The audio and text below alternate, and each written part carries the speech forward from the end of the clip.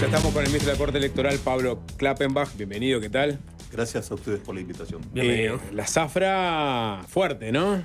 En el momento así, culminante. ¿Entrenan la voz los ministros de la Corte en estos días para poder sostener micrófono durante tantas horas? Digamos que el viernes que hay veda y que no hay posibilidades de entrevistar a otros, es un día más un día en el que estamos más a la orden del día, pero bueno, aquí estamos. ¿Le igual. preguntan sobre la vida personal a los ministros o se remiten a hacerle preguntas solo sobre, bueno, hasta cuándo puedo votar, cómo hago para votar anulado? Es que creo que es más interesante eso Sí. que la vida personal que uno pueda contar. ¿Tiene así que mascotas, no. Klappenbach? Tengo una mascota que se llama Pina, es una perra que adopté hace 3 años. Ajá. Y se llama Pina, Bien. en homenaje a una artista alemana, Pina Bausch, una coreógrafa que es maravillosa.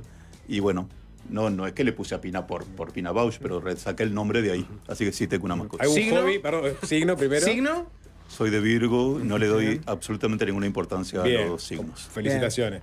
¿Y hobby? No tengo hobby, es como algo así de coleccionar o demás, no tengo ningún tipo de hobby. Sí puedo decir que tengo una vida paralela a la vida electoral, y es que soy cantante, estudié en la Escuela Universitaria de Música de joven, canto, y me dedico especialmente a la música del Renacimiento y Barroco. Y bueno, desde que soy joven y hasta ahora todavía me dedico a esa música. ¿Se imagina, Klappenbach, que me tienta a pedirle que me cante algo? Por supuesto que no lo voy a hacer. Música de Porque vino el Renacimiento y ministro de la Barroco. Corte Electoral, ¿no? Música de Renacimiento y de Barroco. Sí, me gusta, mi gusto estético es especialmente por lo que en la música se llama la música antigua, Claro. que bueno, es el Renacimiento del Barroco. Y si bien de joven me dedicaba a más cosas, pero ya hace años que dije, no, quiero hacer solo lo que me gusta y participo solo de proyectos de música de ese periodo, de música que me gusta. ¿Entra el canto gregoriano ahí? Pues un poco anterior en realidad, ¿no? El canto gregoriano se utiliza en la música de Renacimiento y Barroco, para decirlo de alguna forma, como uso de una estrofa es canto gregoriano, otra es polifonía, digamos que tiene ese uso, pero sí se canta gregoriano también. De Profundis, por ejemplo, es... Canten de Profundis un montón Sí. de años, desde su fundación. Ay, me hacen quedar algún viejo. No, pero ¿por qué? desde su fundación en 1987. García y Vanegas, ¿era cómo era? Con la gran directora y organista Cristina García Vanegas, una de las personas que tendría que tener un reconocimiento en este país como se mereciera. Sí, canté muchos años con ella, con Ignacio Polastri, otro gran director que se dedica también a música antigua. Así que, y otros directores más he participado, pero bueno, con Cristina muchos años, y desde hace ya varios años con Ignacio Polastri y los proyectos que he cantado con él. ¿Fútbol? No me interesa lo más Listo. mínimo. No. ¿Qué fue lo más extraño que viste en una urna, no? Pues hemos hablado de... Aparecen fetas de salame, aparecen fotos de gente. Bien, ¿Qué es lo más curioso? ahora me voy a poner como ministro de la Corte Electoral. Bien. La Corte Electoral no clasifica objetos extraños. Los objetos extraños anulan la totalidad del voto sin importar cuál sea el objeto extraño. Lo que sí desearía es que el elector que decida incluir un objeto extraño en el sobre piense en el trabajo de 3 personas que están desde las 7 de la mañana hasta la noche y de personas que en el escrutinio departamental también van a estar trabajando días después, grandes horas, para tener un resultado de una elección. Pero la Corte Electoral no clasifica elementos Un extraños. llamado a relajo, pero con orden, digamos, ¿no? El objeto extraño que invalida el voto tiene que recorrer el mismo circuito que los otros votos, que las hojas de votación no es Sí. que encontramos esto que se anuló el voto y ya está. Los No. sobres cuyo contenido fue anulado por un objeto extraño, que es la expresión electoral correcta, uno habla de voto anulado, el voto fue emitido, lo que se anula es el contenido del sobre, Bien. o sea, la hoja de votación, lo que conocemos como lista, y en este caso que va a haber hojas de ratificación plebiscitaria, si las hubiera, las papeletas, también quedarían anuladas por un objeto extraño. La comisión receptora, la mesa ese día sí, los anula, los engrampa al sobre para mantener esa identidad y van dentro de la urna, justamente porque pueden desde ser recurridos a ser analizados en el escrutinio departamental y sí, siguen todo el proceso junto con los votos válidos, también los anulados. O sea que la feta de salame recorre todo Claro. un país en busca de la democracia. Fétida llega, ¿no? Sí, claro. Por eso hay que tener cuidado ¿no? y ser comprensivo. Preguntas clásicas que hace la gente a estas horas, y vamos a despejarlas, ¿no? el voto anulado y el voto en blanco, ¿no? ¿Qué es un voto anulado y qué es un voto en blanco? Y las formas más típicas del voto anulado y del voto en blanco. El voto en blanco es cuando no aparece nada en el sobre. O sea, no hay ni hoja de votación ni hojas de ratificación plebiscitaria en este caso. O sea, no hay ni listas ni papeletas. Podría suceder que alguien pone solo un objeto extraño en el sobre. Y eso es un voto en blanco también, pero le llamamos voto en blanco con objeto extraño. Pero la característica es que va a ser contabilizado junto con el voto en blanco que no tiene nada en el sobre. Luego, los motivos por los que se puede anular el contenido de un sobre, las listas y las papeletas. Por ejemplo, cualquier objeto extraño, cualquier cosa que no sea una lista de ese departamento, o sea, una lista válida para esa elección y una papeleta válida para esa elección, es un objeto extraño y anula la totalidad del sobre. Cualquier marca, ya sea manuscrita, rotura intencional, eso va a anular. Y así suceda en cualquiera de los objetos que contiene de las listas de las papeletas que contiene el sobre. Si la marca está solo en una papeleta de ratificación plebiscitaria, va a anular también la hoja de cargos selectivos. O sea, anula, no hay anulación parcial. Un motivo de anulación anula todo el contenido del sobre. Claro, o sea, no es compatible, por ejemplo, votar para uno de los plebiscitos y a su vez un voto anulado. Si se anula todo. Se anula todo el contenido. Ahí está. Y la otra duda que me quedaba es, entonces, para que el voto sea efectivamente anulado, tiene que haber una hoja de votación aparte, por ejemplo, de un objeto extraño. Porque si hay solo objeto extraño, termina siendo voto en blanco. Exacto. Está. De todos modos, voy a aprovechar esta precisión que tú haces porque la pregunta que viene después de eso es, bueno, ¿y entonces es cierto que los votos en blanco sirven para esto, el anulado para lo otro? Bueno, vamos a explicar justamente eso. A la hora de adjudicar cargos, o sea, los cargos electivos, senadores, diputados y miembros de junta electoral, que son los cargos que se votan, aparte del presidente y vicepresidente, solo se toman en cuenta los votos válidos a los partidos. O sea que los en blancos y anulados no juegan. Por lo tanto, una u otra opción no dejan de ser más que votos en blanco y anulado y no participan en nada. Y en el imaginativo está eso de que si voto en blanco ayuda a la mayoría, si voto anulado ayuda a la minoría. No. Mentira, no es así. Se hace solo con los votos válidos. Ahora, para llegar a ganar en primera vuelta, ¿verdad? Tiene que sacar la fórmula, el partido que se ha votado con esa fórmula que se eligió en las internas, tiene que sacar la mitad más uno de los votos emitidos. Los votos en blanco y los votos anulados fueron emitidos, por lo tanto, van a formar parte de ese 100% del que hay que llegar a la mitad más uno. También pasa con los plebiscitos. Para que un proyecto de reforma constitucional sea elegido, pues sea apoyado y gane en la elección del domingo, tiene que ser votado por la mitad más uno de los votos emitidos. Por lo tanto, para ese 100%, para llegar a la mitad más uno, son contabilizados también los votos en blanco y anulados. O sea, no hay ninguna diferencia entre un voto en blanco y un voto anulado en la contabilidad de ninguna de las opciones de las cosas que se está votando. En ninguna hay diferencia. Y también quiero aclarar, porque también en el imaginativo está cómo se anula y el cuento de que alguien vio tal cosa y aparece días y días ese cuento, es casi una constante el porcentaje de votos en blanco y anulados en las elecciones de Uruguay, ronda el 3%. O sea, y eso no ha cambiado. No digo que vaya a ser igual este domingo que viene, pero digo que si uno analiza las elecciones hacia el pasado, por lo menos desde la vuelta de la democracia hasta ahora, ese porcentaje es casi una constante. Bien. Ahora que decías que no hay anulación parcial, cortito, ¿no? Si alguien quisiera anular su voto con respecto a los partidos políticos, los senadores, diputados, etcétera, pero quiere votar un plebiscito, ¿puede? No, no se puede. No se puede. Vamos a explicar por qué. El concepto de anular un voto que fue marcado, que fue intencionalmente roto, es porque se considera que está violentando el secreto del voto. Y el secreto del voto es un derecho que tenemos, pero también es una obligación. Es obligatorio votar secreto. Entonces, cuando se entiende que las marcas que aparecen en una de las hojas de votación o de las hojas de ratificación plebiscitaria está violentando ese secreto del voto, se anula la totalidad del sobre de votación. De todas formas, pensando en que en la contabilidad el voto anulado y el voto en blanco pesan igual, vos lo que podés hacer es poner una papeleta del sí o las dos en este caso y no poner ninguna hoja de votación, y en ese caso, en definitiva, es un voto en blanco, si querés, hacia los lemas, y es un voto a favor del plebiscito. Así eso es, sí se lo puede que tú hacer. decís es tal cual. Bien. No, conceptualmente entonces para esa persona que quiere mostrar su insatisfacción con la oferta electoral, ¿qué diferencia hay entre anular y votar en blanco? Ninguna. Ninguna, está.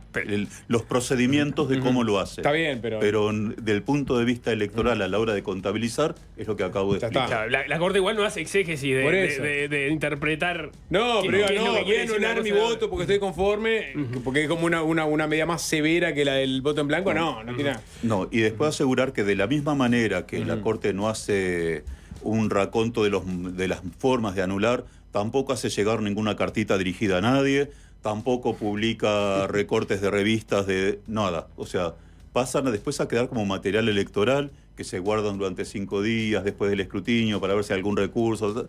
Pero, o sea, con los elementos con los que se anula, con los elementos de objeto extraño que se anula el contenido de un sobre, no se procesa absolutamente No nada. hay un museo de los objetos Ni extraños lo de la Corte habrá, Electoral. por lo menos por ahora. Otra que es bastante común, ¿no? Aquellos que quieren votar un partido político, pero no quieren votar ninguna lista específica, ¿no? Es decir, El voto no, al lema. no me interesa definir senadores, diputados, pero sí me interesa darle mi voto a un partido específico. Bien. ¿Cómo se hace Eso es lo que llamamos un voto al lema.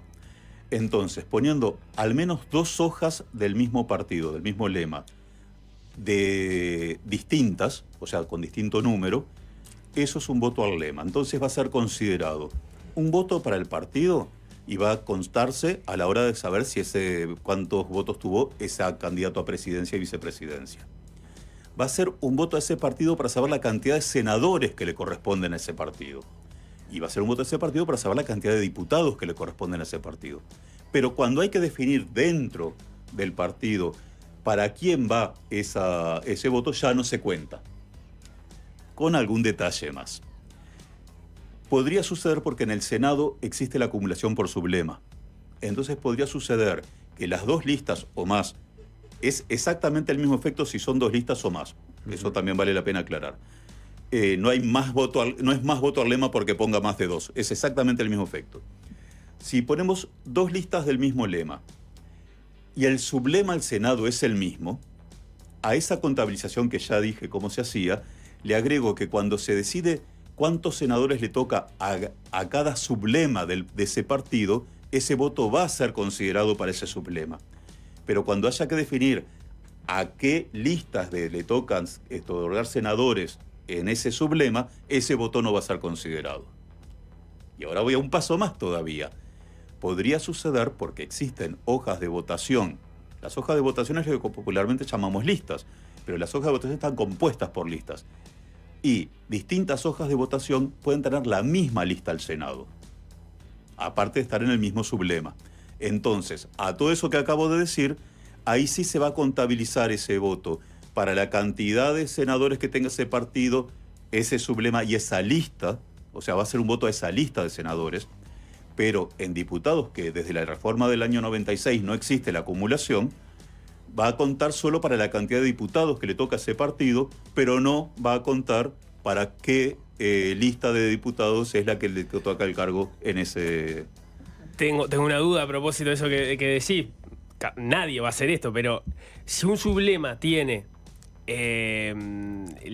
un Senado con distintas listas a diputados, pero y otro Senado más que van juntos en el sublema, y vos ponés 2 listas, digamos, del mismo Senado con distintos diputados, ahí estás acumulando el sublema o estás acumulando para ese Senado en particular en desmedro del otro Senado que está en el mismo sublema. No, si la lista del Senado es la misma, estás acumulando para esa lista. Podés acumular para esa Exacto, lista del Senado sí. específico. Bien. Vale aclarar una cosa. Las hojas de votación, las listas están identificadas por el lema, ¿verdad? El nombre del partido arriba. Y en el ángulo superior derecho tienen un círculo con el número, que es lo que identificamos. La mayoría decimos, yo voy a votar, y dicen el número que está en el círculo. Debajo del círculo dice el departamento donde es válida esa lista y la fecha de la elección. Ese detalle es importante, así saben que tienen toda la información para que esa lista sea válida en ese ángulo superior derecho. Pero lo importante es que para que haya dos listas con distinto número, los candidatos a la Cámara de Representantes, a los diputados, tienen que sí o sí ser distintas, porque no podemos tener dos hojas de votación idénticas todas las listas con distinto número. O sea que seguro, si la lista al Senado es idéntica, va a tener distinto lista de diputados. Ahí está. Vos decías, en realidad tenemos que hablar de hojas de votación porque tienen distintas listas. Una lista es la fórmula presidencial y el lema, la otra lista es la lista de senadores, la otra lista es la lista de diputados, la otra lista, que se habla bastante menos, es la Junta Electoral del Departamento. La Junta Electoral departamental. Expliquemos ya para despejar eso, ¿qué rol tienen? La Junta Electoral es el órgano de contralor político de la inscripción cívica de la organización de la elección en cada departamento. Son cargos electivos, honorarios, entonces los elegimos en octubre junto con las otras elecciones que, como tú decís, es menos. Yo soy un cargo al que le tengo muchísimo cariño porque fui 2 periodos seguidos electo en la Junta Electoral de Montevideo. Y entonces se encarga de la inscripción cívica, proyectar, la inscripción cívica es sacarse la credencial, vamos a decirlo así también, proyectar los planes de inscripción cívica. Y luego, por ejemplo, específico en las elecciones son los que proyectan los planes circuitales para que la Corte apruebe, son los que analizan si los locales tienen que tener accesibilidad, algo que también podemos aprovechar para hablar porque es algo importante. O sea, y los que hacen los escrutinios departamentales son las juntas electorales. Entonces, y ahí me voy a meter en camisa 12 varas para explicar. La adjudicación de los diputados, es difícil solo oralmente explicarlo, pero lo voy a explicar y voy a intentar. La adjudicación de los diputados es una primera operación aritmética en la que yo decía es por lema. La primera es claramente una instrucción partidaria. Para tal partido por la le tocan cantidad tantos, para por tal la partido cantidad de tocan votos se decide cuántos diputados le toca a cada partido. Esa es la primera operación que se hace. Luego, cada junta electoral tendrá que adjudicar los que por cociente entero en ese departamento les toque. Y esa adjudicación la hace la Junta Electoral Departamental. Cuando decimos cociente entero, ¿qué sería? Cuando se dice cociente entero lo voy a hacer muy fácil, creo yo. La Corte Electoral en agosto hizo lo que se llama la adjudicación previa de bancas, que es la cantidad de diputados que le tocaría a un departamento por la cantidad de habilitados, ¿verdad? La cantidad de votos válidos a los partidos en un departamento, dividido ese número de diputados, me da un cociente. Si un partido saca un número que le permite sacar un diputado entero por ese cociente, va a tener un diputado adjudicado por la Junta, proclamado por la Junta Electoral. O sea, por poner un ejemplo, si en Montevideo hay, estoy inventando, Claramente. un millón de votos válidos y le adjudicás 10 diputados, en definitiva serían 100.000 cada diputado. Todos los que pasen 100.000 van a tener un diputado automáticamente. Exacto, automáticamente proclamado por la Junta Electoral. Luego de eso, se cumple con el artículo 88 de la Constitución, que establece que cada departamento tiene que tener un mínimo de 2 diputados. Entonces, a los que por cociente entero no sacaron 2, sacaron 1 o 0, se les da 2 diputados. Eso deja luego que se haga, y eso ya ahí sí es una proclamación que hace la Corte Electoral. Y luego la siguiente proclamación es cuando se hace por cociente decreciente. A cada partido por departamento se le hace cuál fue el cociente que le quedó en cada departamento, y ahí se va adjudicando. Entonces, puede suceder, y es lo que popularmente dicen, tal departamento le robó un diputado a tal otro. En realidad nunca lo tuvo el otro, porque si no, no existe eso. Pero sí existe que por la adjudicación previa le tocaba a un departamento o un diputado, y cuando se lo vas a otorgar a ese partido en ese departamento, resulta que en otro departamento ese partido tiene un cociente superior. Entonces se le va a adjudicar donde tiene el cociente superior. ¿Ya? Eso es lo que intento explicar. Bien. Pero No, todo está bien.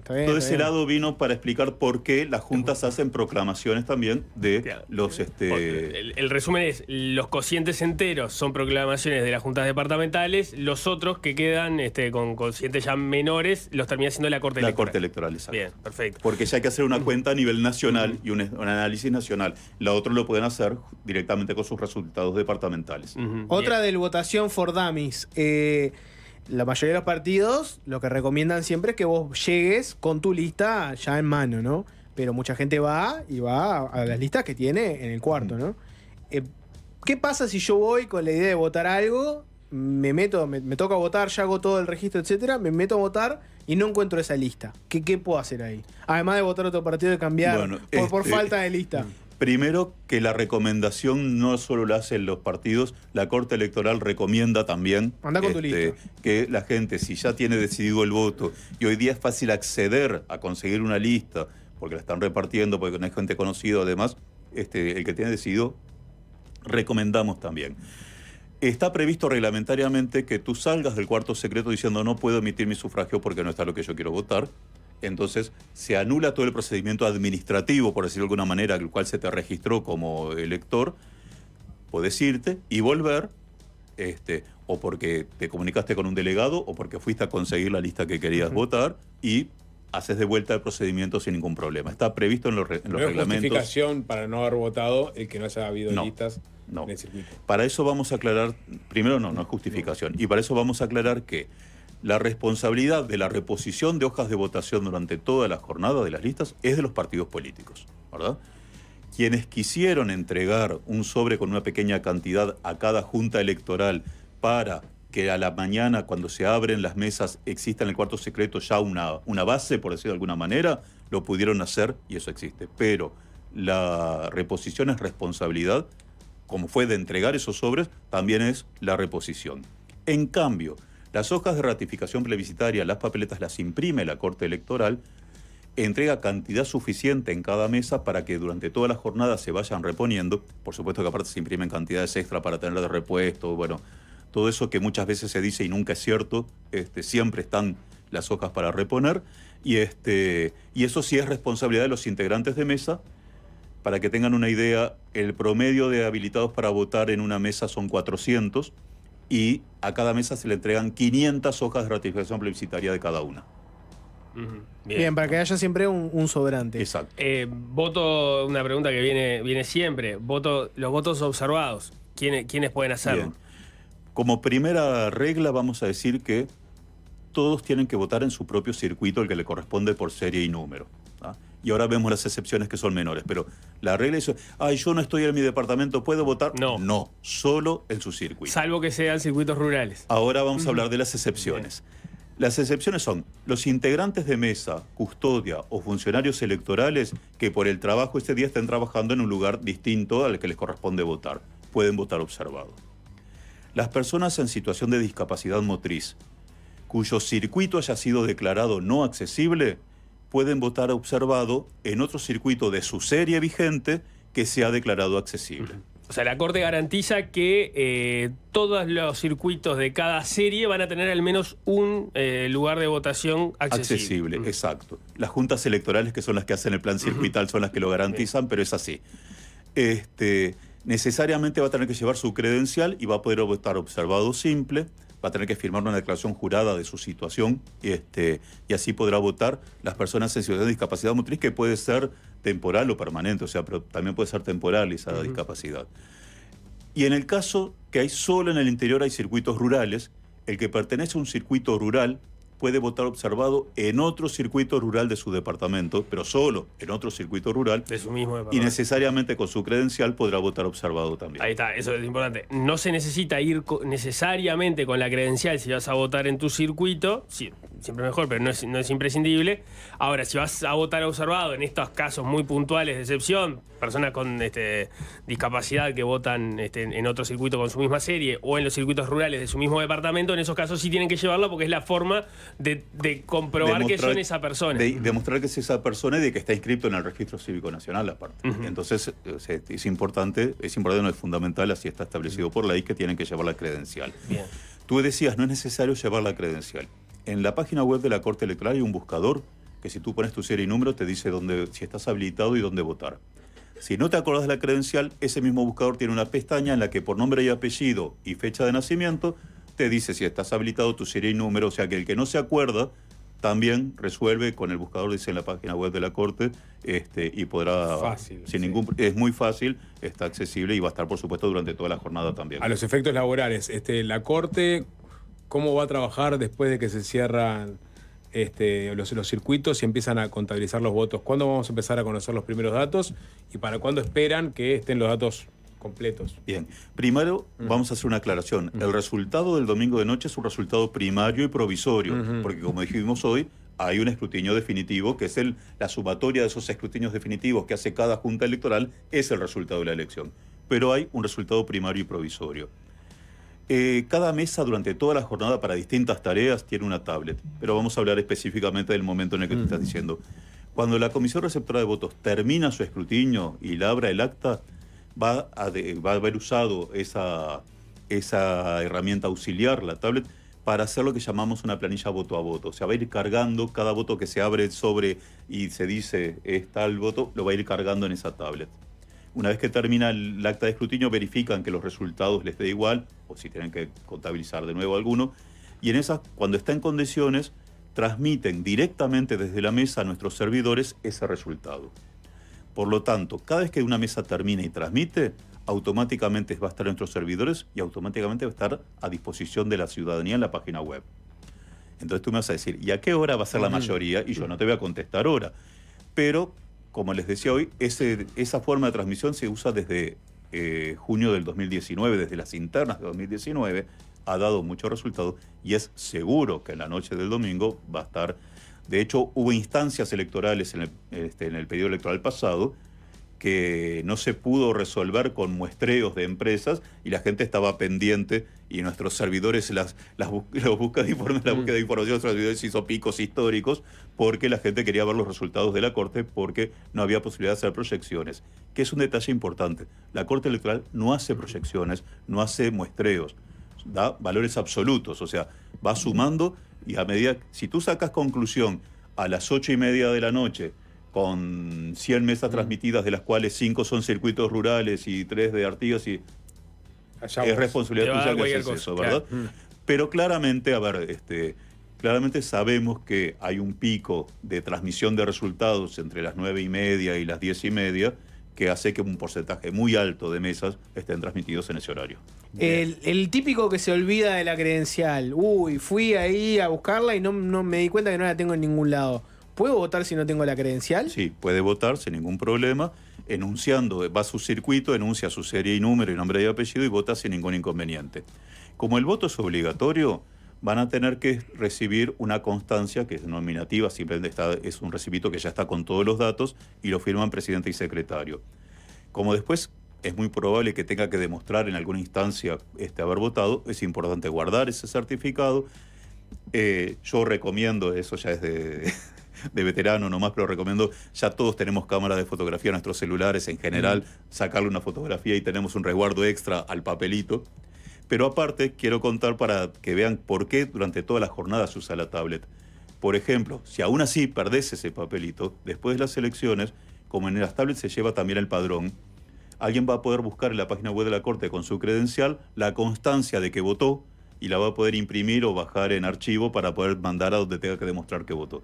O sea, eso también demuestra que el uso de la tablet no es solo para la transmisión de resultados, se usa durante toda la jornada en cosas que nos sirven de trabajo a la Corte y que le sirve a la ciudadanía también para tener mejor atención. ¿En cuánto está la multa? La multa es una unidad reajustable, en números redondos 1.700 pesos. ¿Y por qué es más para los funcionarios universitarios? Para los funcionarios públicos y profesionales universitarios es 2 unidades reajustables, así lo establece la ley. Desde siempre. No hay una explicación. No hay una explicación. ¿Es mayor deber cívico? Creo que está vinculado a un mayor deber cívico. La forma de pago de la multa va a ser a través de una plataforma en la página web de la Corte Electoral también. Se va a poder hacer por todos los medios de pago y el que no tenga transferencia de tarjeta o demás podrá imprimir un recibo para pagarlo en una red de cobranza. Estoy de vivo, no voy a votar y además tampoco quiero pagar. ¿Cuáles son las consecuencias? Las consecuencias depende de cuál es tu vínculo con la administración pública, sin duda, pero por ejemplo, después de 120 días de la elección y por una ventana de 120 días se controla la emisión del sufragio. Por ejemplo, si tú querés vender algo y tiene un trámite notarial o cualquier trámite notarial, el escribano participante va a exigir que hayas votado, ¿verdad? Los empleadores públicos y privados tienen la obligación de exigirle a sus empleados demostrar haber votado. Para ingresar a la administración pública es obligatorio haber votado en el último acto obligatorio que hubo. Entonces, por ejemplo, esas son consecuencias que puedes tener. Hay gente que no tiene ningún tipo de vínculo y necesidad, y bueno, puede pasar, pero haya esa persona, ¿verdad? ¿Cuánto paga cada voto a los partidos? Voy a decir de memoria, y capaz que un viernes a esta hora puedo estar cometiendo algún error, pero creo que 81 unidades indexadas. La ley 18.485 establece para cada uno de los actos electorales cuánto se paga cada voto. Si no me equivoco, para las elecciones nacionales es 81. Ahora, veníamos comentando, la Corte Electoral publicó, digamos, el anticipo, los estimados que tienen cada uno de los lemas de gastos de campaña. La instancia que la Corte Electoral va a controlar, y esto es una novedad porque viene de una ley que es nueva y es la primera vez que se va a aplicar, no es esta, sino que es una vez que termine la campaña, tienen un plazo determinado que no sé cuánto es. 30 días. Ahí está. 60 días, perdón. 60 días. Y tiene un plazo de 60 días para entregar. Hay dos formularios que están hoy día disponibles, los de las fórmulas presidenciales, pero van a estar publicados los de todas las listas al Senado y todas las listas a diputados también. Ahí está. Eso se va a publicar todo. En la Corte ya podés acceder a algunas listas. Ahora están solo las de las fórmulas.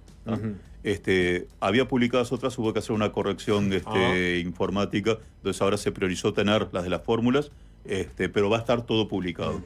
De todos modos, la que vale es la final. Es la final, pues aparecen dos formularios hoy día por fórmula. El inicial de presupuesto inicial de campaña y el de donaciones, que también hay que declararlo y figura ahí. Y obviamente lo que después se hace es una declaración de gastos, y bueno, con contador y demás, y ahí sí ya hay un convenio con el Tribunal de Cuentas, en el que tendremos que trabajar juntos con esta nueva ley, que aparte fue muy reciente también. La preparación para ley que festejamos que se vaya profundizando, y es una responsabilidad que la Corte Electoral declaró en el Parlamento que creía que tenía que tener. Pero claro, cuando se hace sobre las elecciones y con el mismo presupuesto y la misma cantidad de funcionarios y la misma cantidad de cargos técnicos, es difícil, pero bueno. Por eso acudieron al Tribunal de Cuentas, que era algo que habilitaba por la eso ley. que también está involucrado por la ley, pero bueno, hay un convenio con el Tribunal de Cuentas y así se trabajará para profundizar sobre un tema que es bien importante, pero, perdón, lo que tiene que ver. Porque el otro día hicimos un repaso, hay poca declaración de donaciones. Uno estima que son pocas. Eventualmente hay que esperar que aparezcan más donaciones nominativas, o lo que se presentó ahora es lo final. No, es primario. Veremos qué es lo que aparece. O sea, pueden aparecer ¿verdad? más donaciones en una rendición final. Podrían aparecer, sí. ¿Y sienten en este momento que el nivel de control es el adecuado, o la posibilidad que les dio la ley es el adecuado? Es un avance considerable con la ley original de partidos políticos que fue votada en el 2008. Es un avance considerable. Claramente, hoy día, hacer un control presupuestal, y no se trata solo de personas, contadores mirando planillas. Hoy día hay hasta software dedicados a eso. De hecho, podemos comparar con lo que sabemos que se pasa en otros países de la región. Claramente hay que seguir trabajando sobre eso. No podemos seguir pensando que la Corte Electoral, con el mismo presupuesto y la misma integración de técnicos, de cargos técnicos que tiene en su presupuesto, pueda dedicarse a más cosas. Yo voy a dar un ejemplo. La Corte Electoral presupuestalmente tiene 3 contadores que se tienen que encargar del funcionamiento de la Corte Electoral, más esto también. 3 contadores para todo lo que tenga que ver contable de la Corte Electoral. O sea, claramente es importantísimo dar pasos. El Parlamento los ha dado porque corresponde al Parlamento legislar al respecto y nosotros asumir las responsabilidades que la ley nos dé. Bien. Pero también es importante que nosotros marquemos qué precisamos para cumplir con esas responsabilidades. ¿Puedo hacer la última? Por lo Obvio. La Corte Electoral, los ministros se votan por una mayoría especial del Senado. Formalmente hay algunos que son, digamos, de parte, o sea, ministros a propuesta de cada uno de los partidos políticos, se identifican así, está pensado así. Otros que son neutrales, no sé si el término es el correcto, pero que además, pero que en el último tiempo se los ha identificado también de manera partidaria. No sé bien cuál era la idea de que hubiese neutrales y otros de parte, pero la pregunta concreta era si eso termina jugando algún rol en el trabajo diario o habitual de la Corte Electoral. No,